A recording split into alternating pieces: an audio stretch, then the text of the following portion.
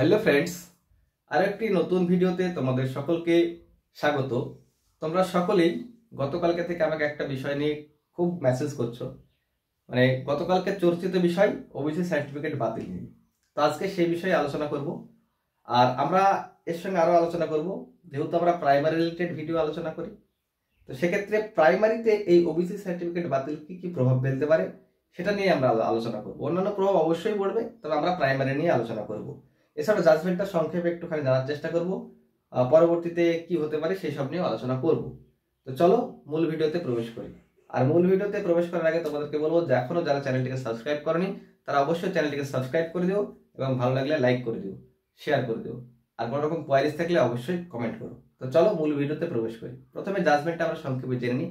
জাজমেন্টটা এরকম এসছে যে 2010 থেকে 2024 যে নতুন ওবিসি সার্টিফিকেটগুলো হয়েছে সেই সমস্ত সার্টিফিকেটগুলোকে বাতিল করা হয়েছে, অর্থাৎ 5 লক্ষ নতুন সার্টিফিকেট হয়েছে সেগুলোকে বাতিল করা হয়েছে।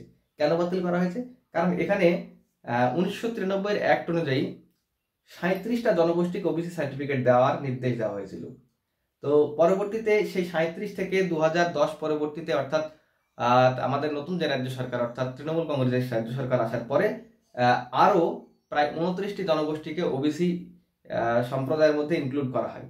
এটাই সমস্যা। এই 29টা ক্যান্ডিডেটকে বাদ দেওয়ার জন্যই মূলত এই কেসটা করা হয়েছিল এবং তারই জাজমেন্টের স্বরূপ এখন বর্তমানে যত সার্টিফিকেট আছে সব সার্টিফিকেটকে বাতিল করা হয়েছে এবং পরবর্তীতে অবশ্যই রাজ্য সরকারকে নির্দেশ দেওয়া হয়েছে রিসাফেল করে একটা নতুন করে আবার ওবিসি সার্টিফিকেটের জন্য অ্যাপ্লাই করা, অর্থাৎ যারা প্রকৃত ওবিসি অর্থাৎ যে 37 জনগোষ্ঠী ছিল 1993 অ্যাক্ট অনুযায়ী তারাই শুধুমাত্র সার্টিফিকেট পাবে। এটাই হচ্ছে মূল বিষয়। তার মানে এখনই কিন্তু সবার সার্টিফিকেট বাতিল ভাবছো, কিন্তু সবার সার্টিফিকেট বাতিল না। যারা এই 37টা জনগোষ্ঠীর মধ্যে পড়ছো 1993 অ্যাক্ট অনুযায়ী তারা অবশ্যই কিন্তু আবার সার্টিফিকেট পেয়ে যাবে কলকাতা হাইকোর্টের জাজমেন্ট অনুযায়ী বলছি, কিন্তু আমি আমার মুখের কথা অনুযায়ী না। এটাই হচ্ছে বিষয়। এখন হচ্ছে এই 37 জনগোষ্ঠীর মধ্যে কারা পড়ছো একটা ছোট্ট প্রমাণ করলে তোমরা পেয়ে যাবে তোমরা 37 জনগোষ্ঠীর মধ্যে পড়ছো কিনা।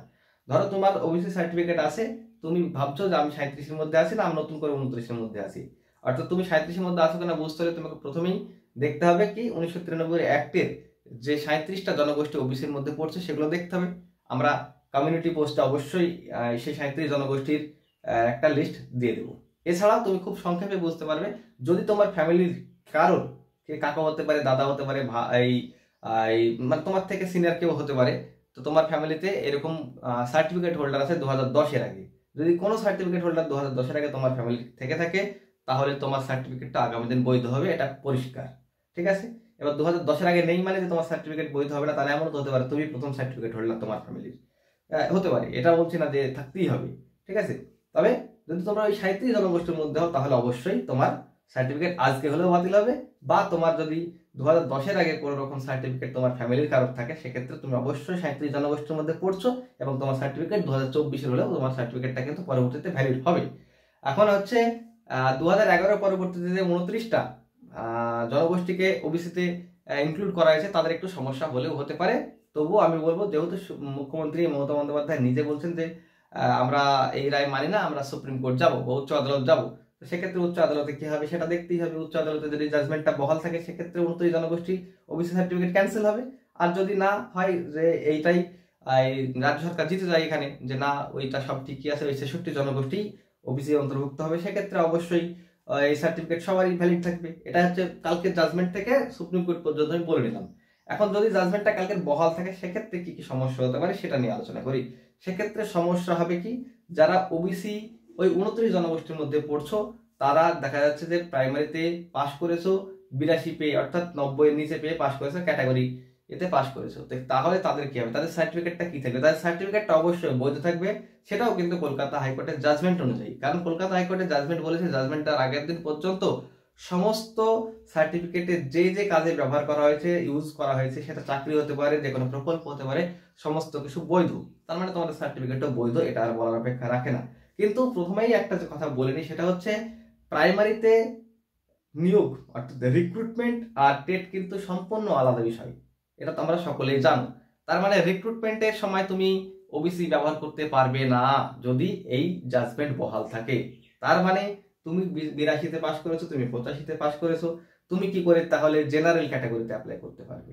সেক্ষেত্রে কিন্তু সেই সমস্যাটা হয়েই যাচ্ছে। অর্থাৎ তুমি সার্টিফিকেট ভ্যালিড করলেও তুমি কিন্তু অ্যাপ্লাই করতে পারবে না। এবার তুমি যদি 90 পাস করে যেতে, ঠিক আছে, সেক্ষেত্রে তোমার সার্টিফিকেটটা তুমি ব্যবহার করবে না, তুমি জেনারেল ক্যাটাগরিতে চাকরি পেতে পারো। তো একটা সমস্যা কিন্তু হতে পারে, এটা আমার মোটামুটি নিজের ব্যক্তিগত ধারণা, তোমরা অবশ্যই কমেন্ট করে জানিও এটা এরকম সমস্যা হতে পারে কিনা। এটা আমার ব্যক্তিগতভাবে মনে হলো, আমি বললাম। আর এখান থেকে রাগ করার কিছু নেই, আর এখান থেকে আমার প্রতি খারাপ মনোভাব নেওয়ার কিছু নেই। আমি এটা আলোচনা করলাম। আমি বারবারই বলছি, সুপ্রিম কোর্ট আছে, সুপ্রিম কোর্ট কি করবে সেটা সুপ্রিম কোর্টের বিষয়, সুপ্রিম কোর্ট কি জাজমেন্ট দেবে সেটা অবশ্যই দেখার বিষয়। এখনই তোমরা কেউ প্যানিক করবে না, কারণ এরকম প্যানিক করার কিছু নেই। অনেকে চিন্তা করছো যে এক্ষেত্রে ওবিসি সার্টিফিকেট যদি বাতিল, এই ওবিসি সার্টিফিকেট বাতিল করা হয় এবং ওবিসিরা যদি সুযোগ না পায়, সেক্ষেত্রে কম্পিটিশন কমে যাবে। আমি তোমাদেরকে বলি, দেখো, তোমরা এতদিন সবাই পায়ে পা মিলিয়ে লড়াই করেছো, আন্দোলন করেছো, 2022 ডেট পাই যারা, তাদেরকে বলছি, তো এই মুহূর্তে তাদের পাশে থাকাটা আমি বলবো শ্রেয়। তাদের যাতে সঠিক জাজমেন্ট পায় সেটাই বলবো।